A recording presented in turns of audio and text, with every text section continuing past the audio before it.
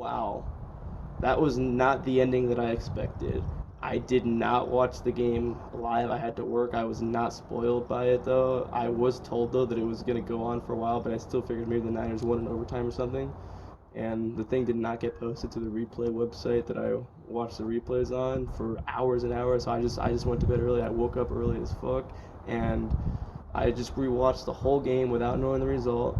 And I gotta tell you, man, it was a great game. Props to the Falcons, but man, oh man, was it a heartbreak not to get that win at home.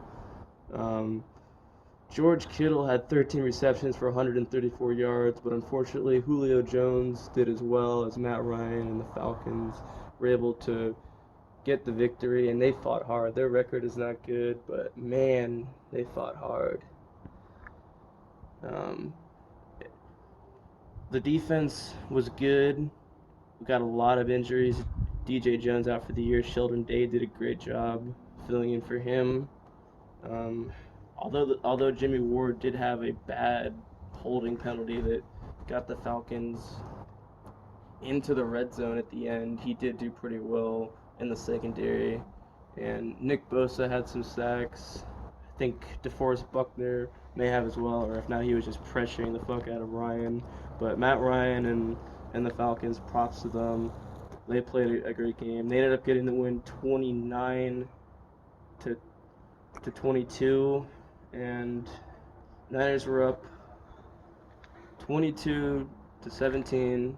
And after the Niners put together a good drive, got some big first down receptions from George Kittle and the one from Deebo Samuel, but unfortunately they had to settle for a 43-yard field goal with Robbie Gould, and he also missed an extra point earlier, which affected the final score as well.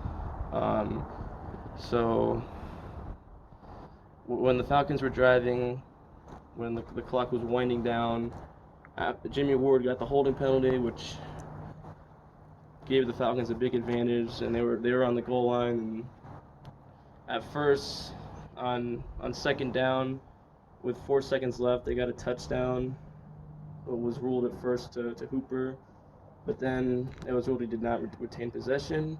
But then I just had a feeling that with them having 2 more tries, they were going to somehow get a touchdown and win the game. I unfortunately had that feeling.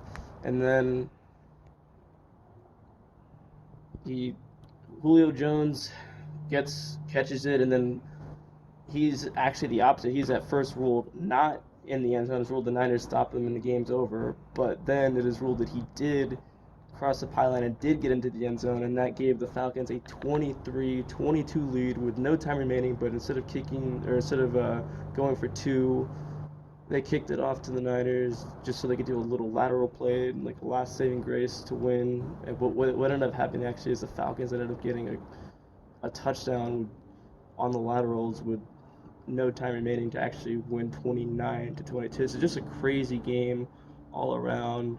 You know, the Niners' offensive line protected Jimmy well. It looks like he was comfortable in the pocket, and he did well, and Kittle did, and Raheem Mostert had 54 yards, and he was a beast, man. Raheem Mostert just continues to tear it up each week. But anyway, congrats to the Falcons. Congrats to Sports Live in the ATL, David. I've known you for 10 years, and, dude, I know how much you love beating the Niners, so I know you were happy.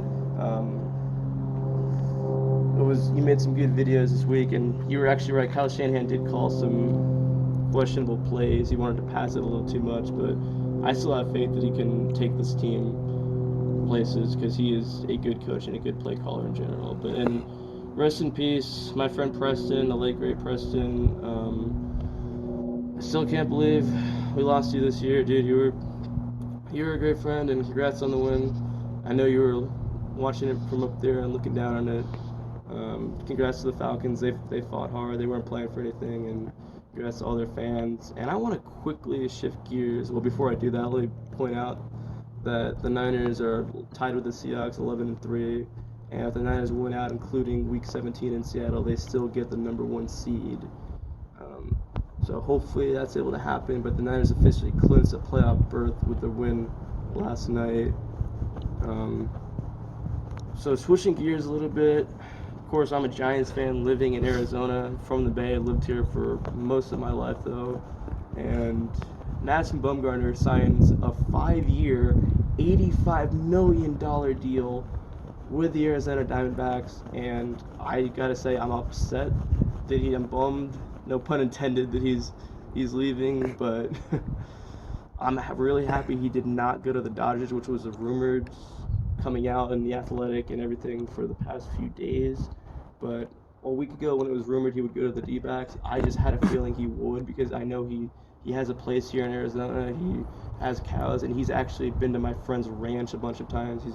He likes roping, and he's like a big cowboy. And Arizona is like, I know he loves this area, like the Phoenix area, so I had a feeling he actually would do that. A lot of players live here in the offseason. He had his ranch here, I believe. He probably lived here for most of the offseason, so it doesn't surprise me that he went there, but the Giants did offer him 4 years, $70 million, which was not enough, and the D-backs were able to match that offer and go higher and gave him a better deal. I kind of wish the Giants would have at least maybe gotten some prospects for it, but thank you, Madison Bumgarner, for everything. Of course, he's won 3 World Series, and he's came up from the Giants farm system in 2009. And in 2010, the first World Series, Game 4, when he had just turned 21 a couple weeks earlier or so, in October of 2010, he pitched an 8-inning shutout in Game 4. Of course, the Giants won that in Game 5 on November 1st, 2010, to win their first World Series in San Francisco. And then 2012, it was a pretty big part of that year with Lincecum and Kane. And then 2014, this World Series, he was the MVP of this World Series. Of course, in Game 1, he gave up 1 run and got the win. And then in Game 5, he pitched a complete game shutout. And then Game 7, the elimination game for both teams, he came in relief. He pitched the last 4 innings in relief and closed it out and clinched the Giants' 3rd World Series win. So yeah, congrats to the Falcons on getting the win, and congrats to any Arizona Diamondback fan on the addition of Madison Bumgarner. And Danny G, catch y'all next time. Peace. Yeet!